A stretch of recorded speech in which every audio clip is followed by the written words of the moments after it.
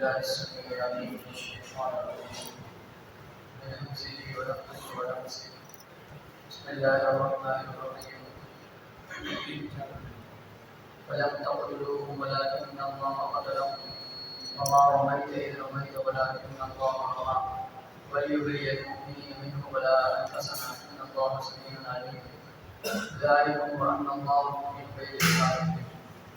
پچھلی آیت میں اللہ رب العالمین بتا رہے تھے مسلمانوں کی جنگ بدر کے بارے میں.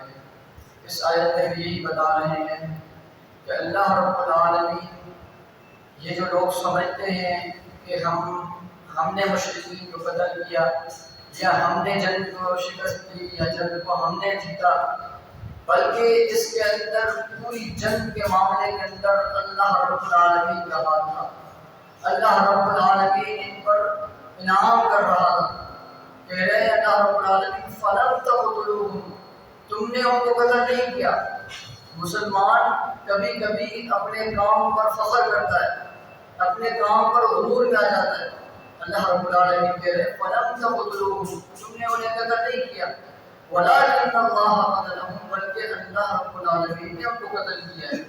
وما رمیت اذ رمیت، اور نہیں تم پھینک رہے تھے، بلکہ ولكن اللہ رمى، اللہ رب العالمین پھینک رہا تھا. وليبلي المؤمنین، اور مومنوں کے لیے آزمائش تھی. منہ بلاء حسنا، بہت اچھا انعام کرنے والا تھا. ان اللہ سمیع علیم، بے شک اللہ رب العالمین سننے والا جاننے والا ہے. اب اس آیت کے اندر ایک بات سمجھ لیں کہ یہ جو پھینکنے سے مراد کیا ہے. حضرت جبریل علیہ السلام اللہ کے رسول کے پاس آئے اور اللہ کے رسول صلی اللہ علیہ وسلم ہاتھ بلند کر کے کہہ رہے تھے یا اللہ، یہ اگر جماعت ہلاک ہو گئی تو پھر اس روح زمین پر کوئی بھی تیرا نام لینے والا نہیں ہوگا. تو حضرت جبریل علیہ السلام نے اللہ کے رسول کو کہا کہ یہ مٹھی میں مٹی پکڑو اور تم کافروں کی طرف پھینکو. اللہ رب العالمین نے وہ مٹی کافروں کے منہ میں ڈالی، ان کی آنکھوں میں لگ گئی اور پھر وہ پیچھے ہٹے، بھاگنے کی کوشش کی، جنگ کے میدان سے بھاگے. ان میں ان کے لوگ مارے گئے اور کچھ مسلمان شہید ہو گئے. اللہ رب العالمین نے بہت بڑی جو ہے نا کامیابی سے سرفراز کیا مسلمانوں کو.